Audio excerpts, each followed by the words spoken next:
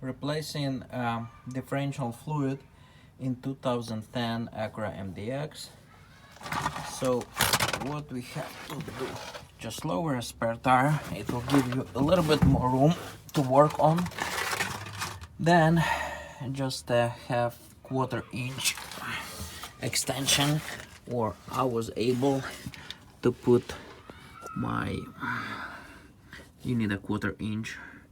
Right here you can see the bolt, just like right there, so you can put like 6-inch extension, or from here you can just put the ratchet like that. Okay, just a second, where's this? Ooh, let's see. Okay, right here's that bolt. You can put just a ratchet here, loosen up. That's a fill bolt, that's a drain bolt. First do fill bolt and then drain bolt. I'll loosen both of them. So that's the fill bolt. Oil is 20,000 miles old, so it required, I think, every 15 to 20,000 miles. So right here, it's not bad. It's not black yet. Okay. It's approximately 3.3 quarts of oil. Yeah, oil in a good shape. It's not dirty, considering. Okay, and now we can also undo the fill.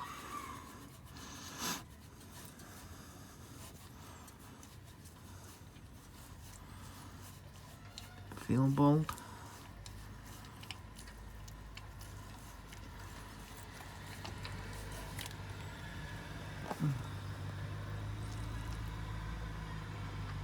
After I remove fill bolt, air was able to get in and it drained out a lot faster. Okay, spill a little bit. Okay, while it's draining, let's get here. And by the way, you don't need to lift. You don't need to lift car. Okay, so we have a fill bolt, drain bolt. Right here is magnet. It's not much, just a little bit.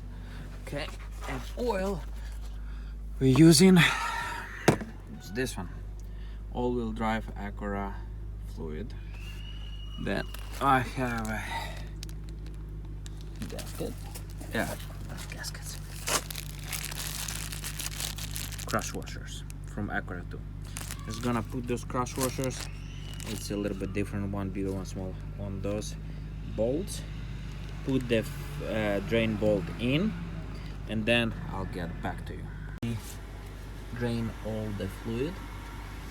Put the drain bolt in right here through the whole fill one.